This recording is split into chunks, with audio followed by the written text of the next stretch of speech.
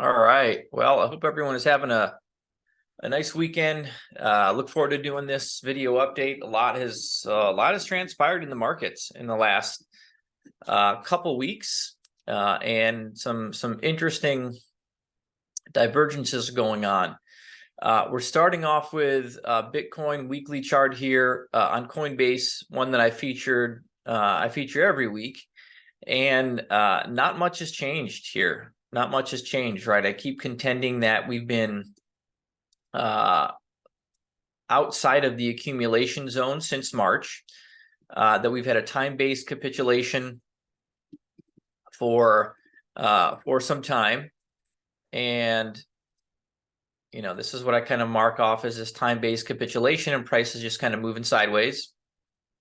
We continue to just consolidate over this accumulation range, which is bullish, right? Much like we did back in 2020, prior to the market making its decision, making its move, making it swiftly, right? Leaving a lot of folks chasing and sidelined. And I continue to view what's coming next is very similar in terms of market structure, and more so better than it was back here, given positioning and sentiment being far worse than we saw in the fall of 2020. So what are some key areas here to kind of keep an eye on? What am I looking for some validation? I've got the 30-week, I've got the 50-week up. We still have this cross active, right? Much like we had the cross initiated back here in August. We had our cross initiated here in May. These are key areas to be aware of. And right now we're below this 30. And we rejected off of the bottom of the 30 this week. I still view the price action as very constructive, right? Because we're living in the moment, right? And we currently are sitting above a range that goes back 1, 2, 3, 4, 5 weeks of price action engulfed, right, in our previous weekly candle. And so what I'm looking for in a next move is decisiveness, right? Breaking through this 30, breaking through this downtrend. I'd like to see all that happen in a week. That would be a sign of strength. A weekly close over 29,177 is kind of what I'm looking for to really initiate this expansive leg. What I don't want to see happen, right, in terms of looking at both scenarios, is a move back into this range, reject off of 24.5, even getting down to 23 level and coming out of it quickly is still bullish in this macro structure that I've drawn out. What wouldn't be bullish would be, a close out of this range. That takes, my entire thesis, this entire bull market channel thesis, and challenges it heavily, right? But again, we are playing in the present. I'm just kind of explaining all the different scenarios. I think it's probably healthy to do that. I'm not a financial advisor. I don't know what's going to happen. These are just my thoughts on the market. Do your own research. This is just for educational purposes. But again, this is a channel we've been in until proven otherwise. My expectation is for the next move to take us to this midline, right, which is right around all-time high, and then we'll see how it interacts with that midline, and then conclusion of this bull market, I think, happens much quicker than most people are expecting, in this 100 to 200K range potential top, and so we'll keep an eye on that and take it as we go. Next, let's look at the low time frame Bitcoin chart. Let's see, where did it go?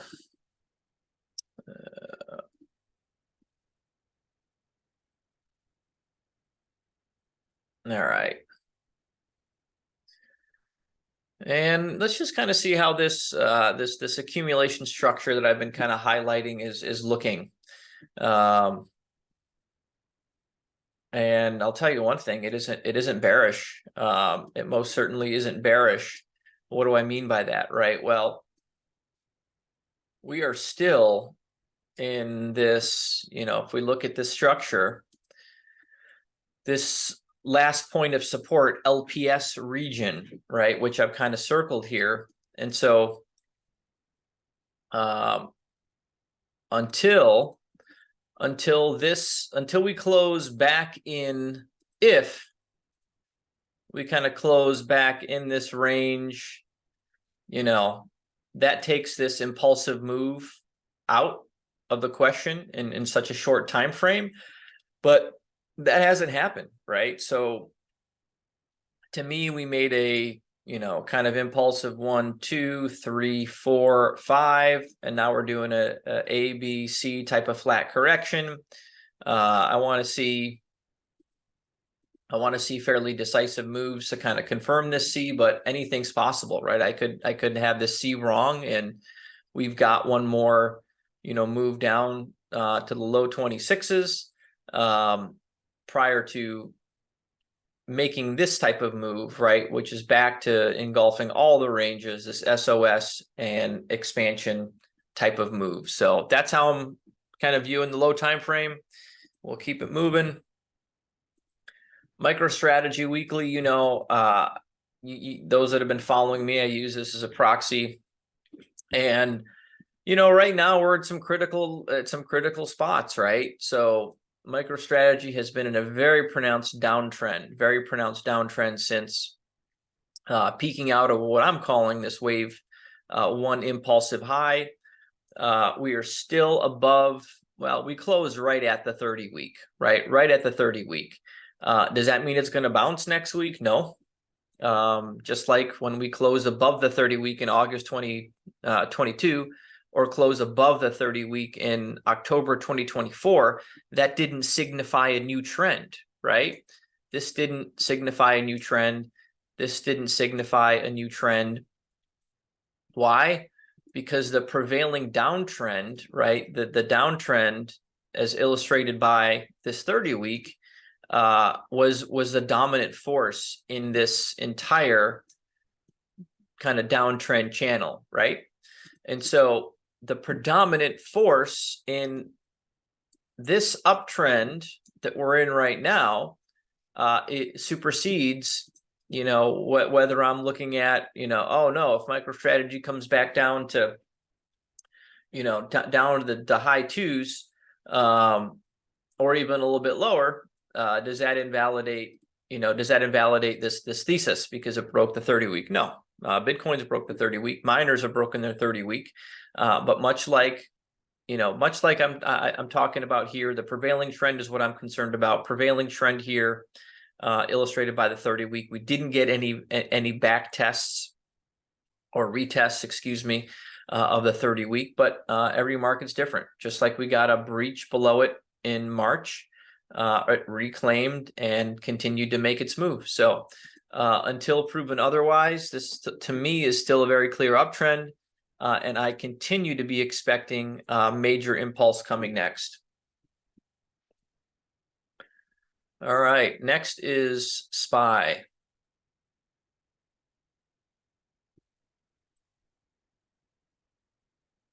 Oh, thanks, SPY. What happened to SPY? I'm gonna go find this chart here. And I'm going to throw the monthly up. I posted this one, I believe, today. And I'm gonna throw this up. Okay, why am I throwing this up? Well, I'm going to throw this up for a couple reasons. Because there's a lot of uncertainty right now. Let's see what RSI is doing. There's a lot of uncertainty.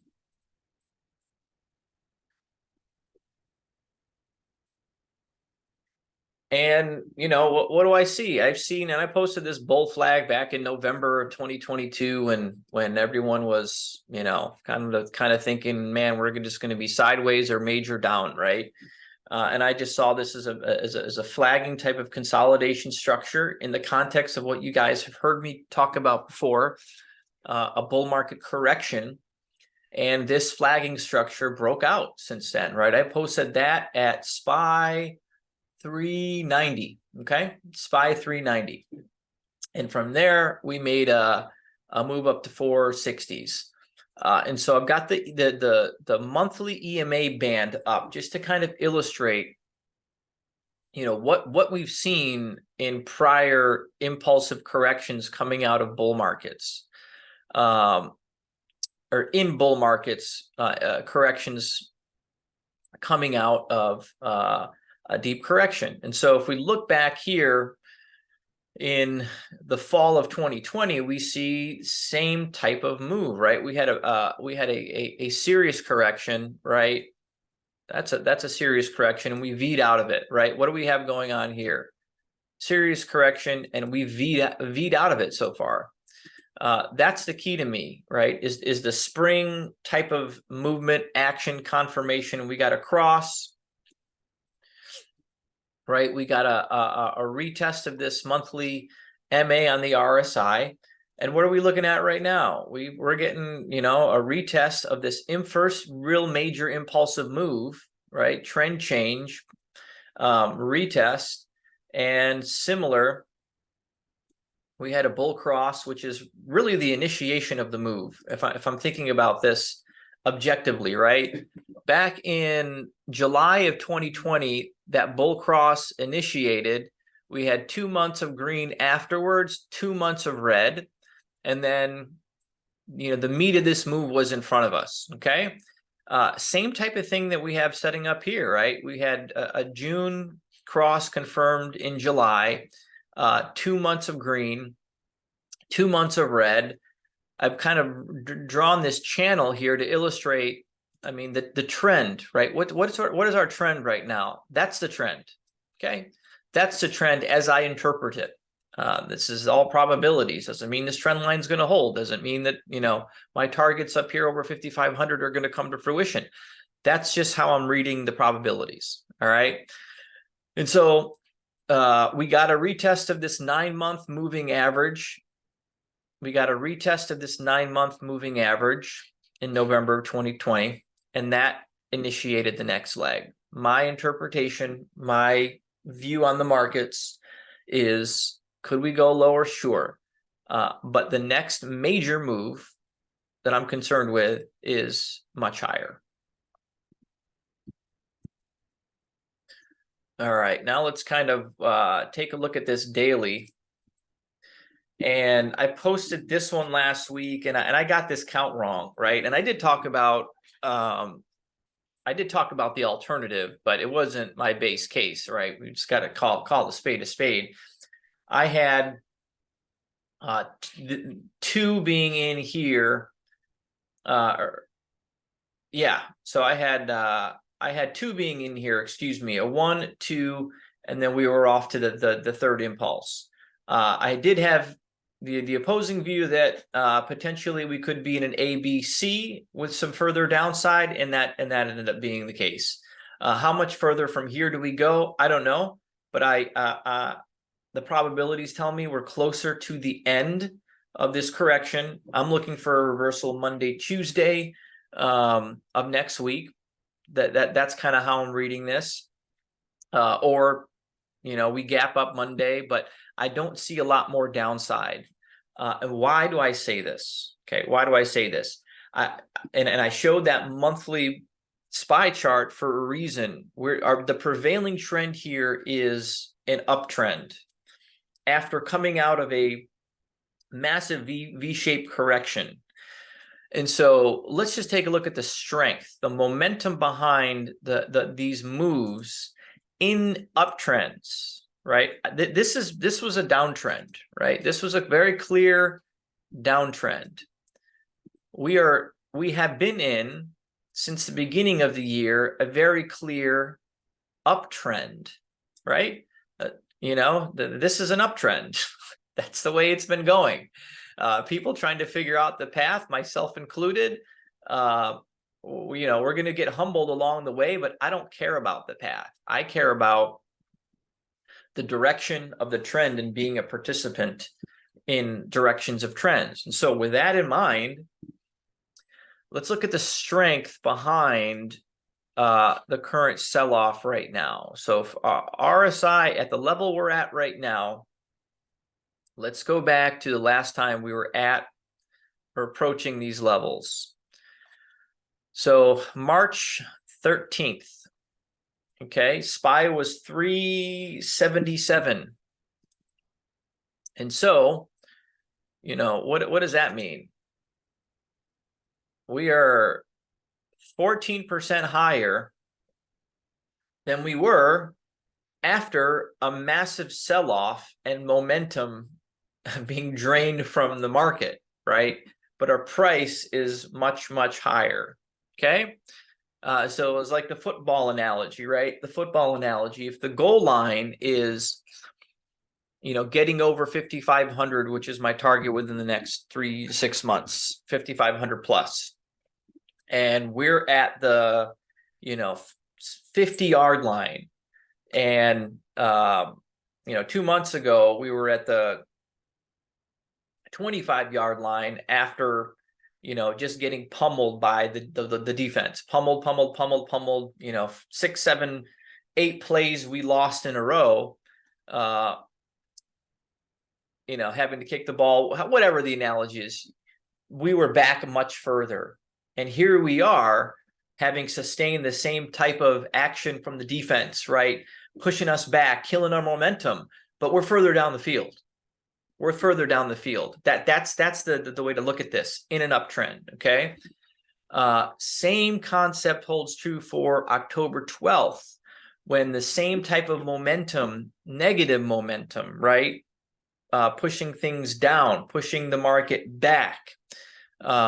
But our price was 343 on SPY. So back then we were at the 5-yard line, or really we were starting in our end zone, right? Because that was the low. That was the low in the market. And so hope that analogy works. Now, oversold can stay oversold for longer than, it doesn't mean this is going to bounce here, right? Doesn't mean we're reversing Monday, Tuesday, Wednesday. That's just my interpretation. But again, I hope that you find that analogy somewhat useful. All right, what do we have next? Okay, the Nasdaq, very similar. I've got the 50-week in blue, the 30-week in red. We had a cross, a bullish cross back in May. And now we're just seeing consolidation, right? We're seeing consolidation, much like we saw. And if we kind of take a look at my counts here, we had an impulsive move off the lows and a correction that breached the 30-week. Okay, let's kind of go back to March 2020. We had an impulsive move off the lows and then a retest of the 30-week. So here we had a breach, here we had a retest. That's why, I don't make any type of, decisions based on a week, 2 weeks, of what something's doing against a very important moving average like the 30. Much like back in August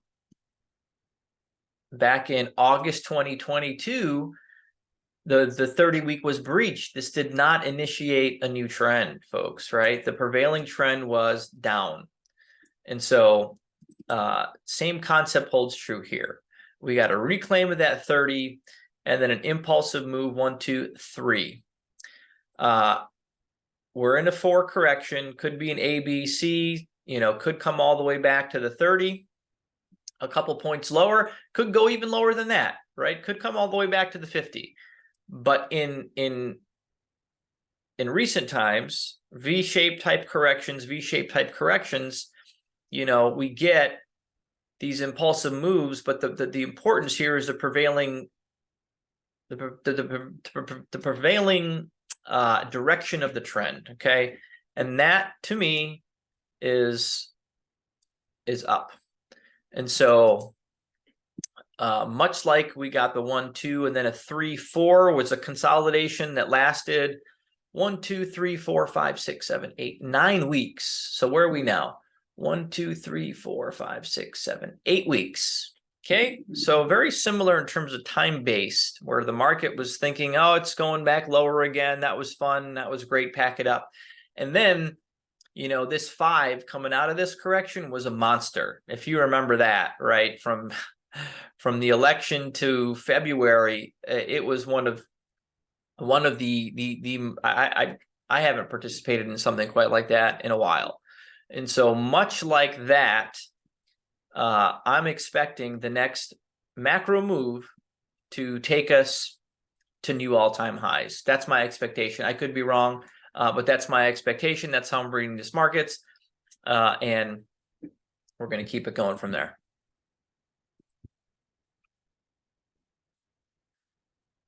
All right, the dollar. Whew, this dollar, man. I've never felt so convicted about a next move as I think I do now with the dollar. Okay, I've been very hesitant over the last couple of weeks, but you know, you don't see 1, 2, 3, 4, 5, 6, 7, 8, 9, 10. You don't see 10 straight weeks. I think it's been, was it since 2014? So most certainly can keep ripping higher, right? But the law of probabilities tells me that, again, looking at the strength, the momentum behind this move, as it just keeps increasing, but price cannot break. Well, it hasn't broken this critical kind of resistance structure, right? And it coincides where the bottom end of this cloud. And so I think we are close to this reversal, and this reversal, if it plays out like I think it is really going to be something. I could see us getting into the, you know, the next leg taking us into the low 90s over the next three months or so, given what we've just seen here, right? Given what we've seen here, much like the strength that you saw in this kind of blow off, and you know, it's like a rubber band, right? It's like that Hooke's law in physics. You pull something, you know, with a lot of force, and one way you let it go, and you get an accelerated move with equal to or greater to force in the opposite direction. That's my interpretation. And if we can see how Bitcoin, the Nasdaq, has performed in other periods where the dollar has gone through such powerful corrections, that's when they shine. So a lot of things lining up here as I interpret the technicals on these high time frame charts. Gold, not much to update here on gold. Still within this massive channel that I view gold in, consolidating above. This is a monthly chart, folks, of gold, consolidating above this range that goes back to 2020. Okay, that's a big range. That's a 3-year range that we're just consolidating above for 1, 2, 3, 4, 5, 6, 7. That has the hallmarks to me of just a textbook accumulation, right? Where you've got accumulation, spring. You got a spring here in October 2022, and now out of the spring, a fairly decisive move, LPS, and now we're in this SOS region consolidating, in my opinion. And the next move is I'm expecting a breakout. Let's take a look at some of the miners. I'm just going to use Mara, right? And so, and Mara is getting near its a very important technical level from my vantage point. Let's see here. We breached the 30. We breached the 50. We just got a cross back in July. Okay, just got this bull, and it's a bullish cross, right? We got a bullish cross back in September 2020 that kind of was the start of this massive bullish impulse. And right now we are, at a very important technical level. We're still in the cloud, which is a bullish sign. We're still in an uptrend, right? Higher high, higher low, higher high, higher low, higher high. And we're right at this higher low region, right? We're right at this higher low region. I don't really want to see this thing make a lower low that gets with a weekly close out of the cloud in this, in this region, in the sixes and the sevens. I'm really looking for an impulsive move out of this cloud to be fairly decisive. And so that's how I'm reading the miners right now. This type of correction is normal, has been normal. Let's put it that way, right? Back in August 2020, we went from this thing impulsed from 91 cents to $5 in the matter of 1, 2, 3 weeks. Okay. And then it went from $5 down to $1.45, folks. That's a wave two. A wave two is meant to make the market participants think it's over. It's over. Pack up the bags. That was nice. It was fun. And then look what happened after that. This was the beginning of its parabolic move. And so if my interpretation is correct, very similar, right? Mara just went from 19 all the way down to $8. And so very similar. This is not out of the character of moves that miners demonstrate. They're highly volatile. And as such, you're paying for, should these gains come, you're paying the price. If you're an investor, you're paying the price. They're not easy things to stomach. So that's my interpretation on Mara. Dollar we went through, gold we went through. Let's look at the yields. Yields just look bullish, right? I mean, the chart just looks bullish, and I've drawn this trend line, but let's just kind of take a look at the master trend line. As it stands right here, this is a weekly, this is a bullish structure, right? You've got just a bullish structure, and it's breaking out. On the other side of that coin, you've got weakened momentum, right? We're not even into overbought on the RSI, but the yields are higher than they were when momentum was in highly overbought territory in October 2020. The other interpretation of this could be, this downtrend, or excuse me, this uptrend broke, the structure broke, right? And now you're kind of getting a back test on the underside of the structure.